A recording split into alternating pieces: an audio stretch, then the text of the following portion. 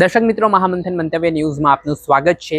ભાવનગર જિલ્લાના બુધેલ ગામમાં ગઈકાલે બે જૂથ વચ્ચે ધીંગાણાનો બનાવ સામે આવ્યો।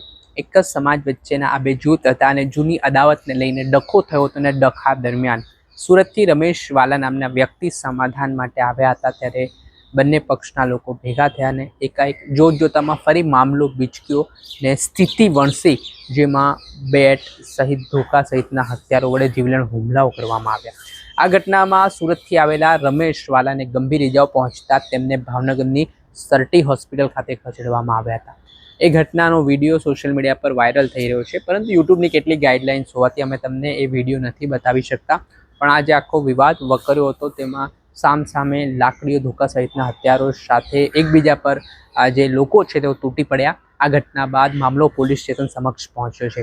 આ ઘટનાને લઈને ભાવનગરના સરટી હોસ્પિટલથી સારવાર લઈ રહેલા રમેશ વાલા શું કહી રહ્યા છે તે સાંભળો। તમારું નામ?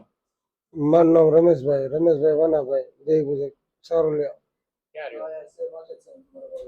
25 વર્ષ 25 વર્ષ અને સુરત રહ્યું છું। શું થયું ભાઈ? શું થયું, અમે સમાધાન માટે આવેલા હતા અને એકબીજા બધા દારૂ પી ગયા અને એમાં બધેથી અમારેથી સમાધાન થયું નહીં ને એક છોકરી ભાગી ગઈ, મારા છોકરાની બહુ, અને એની માથાકૂટ હતી। એમાંથી બધા મારા હાળા અને મારા હાળાના છોકરા વલ્લભ અહમદ, શકુ અહમદ, નિકુલ અહમદ અને વિપુલ અહમદ અને લોલો અહમદ અને રેખા ઉર્ફે પોજ્યા અમારી બાયડી છે। આ 500 જણા છે ને મને હાપીને માર્યો, સમાધાન ન થયું એટલે અમને મને મારો લેવા મળ્યો છે।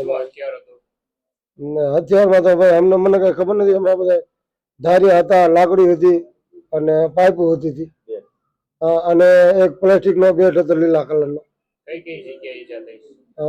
મને મારા માથામાં વાગ્યું, આ મારું સાડું ભાગી નાખ્યું, આ માથામાં 10-15 જગ્યાએ ટાંકા આવ્યા છે, પગ ભાગ્યા, હાથમાં આ બધે નુકસાની આવી છે। આટલા જણા મારા વાળા છે। હા, પોલીસ ફરિયાદ કરે છે મારે।